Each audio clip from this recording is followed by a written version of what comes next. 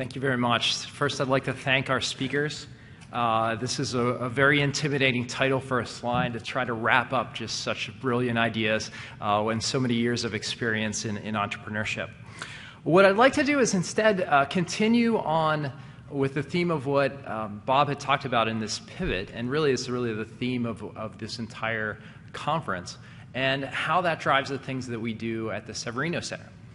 And so when you look at the assessment of a business, if you're coming at it that you're going to pivot at some point, or at least you're likely to from what we've heard today, it's not necessarily the idea that matters. It's the person, and it's the journey, and it's the process.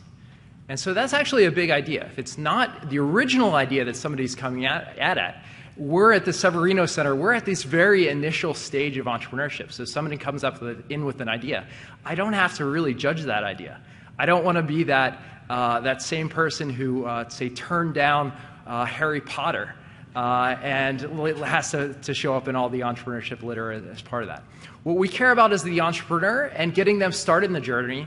And so many of the things that we do at the Severino Center are really gauged around that. We want to provide environments and contexts in which students can take those first steps as entrepreneurs in a safe way.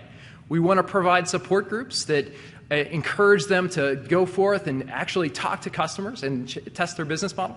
And finally, we want to create a strong supportive network that goes into the community and also into the student body that helps to support all of these things.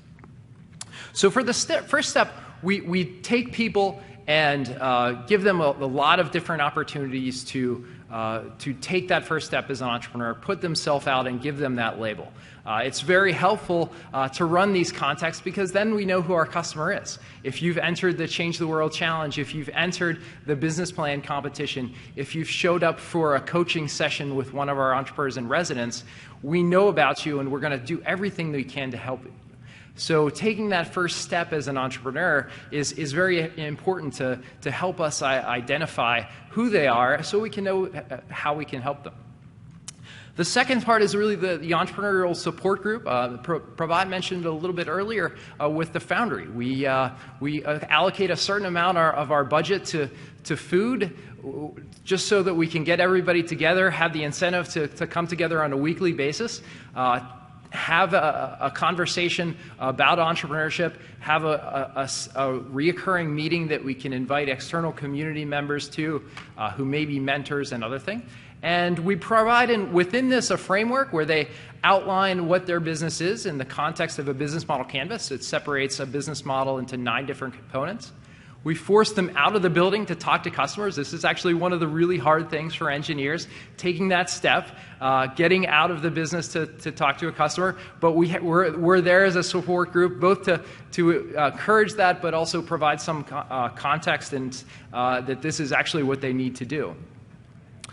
And then finally, in the context of building the network, we do a lot of different things, reaching into the student body and reaching outside to the community. This is an amazing event, and we could never have put together something like this on our own, but this is so helpful for the types of things that we do. And so I'd like to thank you all for coming here. We have in the student body a number of individuals that we work with who are what we call Severino Fellows. It comes with a title and nothing else, but we draw on them to help us build the community of student entrepreneurs and encourage student entrepreneurship.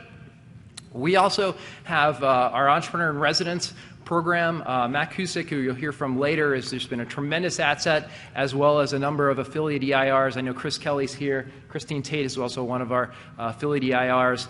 John Kokosha and Clint Ballinger and Jim Giordano have also been very helpful in being that first line of mentorship as we encourage people to go through this trying process of entrepreneurship. So again, I'd like to thank you all for coming. We are a point for student entrepreneurship, so if you'd like to get involved and be part of our network, on January 28th, we run a community outreach down at Brown's, designed with many of the objectives of here, of just putting together people who care about entrepreneurship and want to support entrepreneurship. And so down at Brown's on January 28th is a great another opportunity for that. So thank you very much, and appreciate it.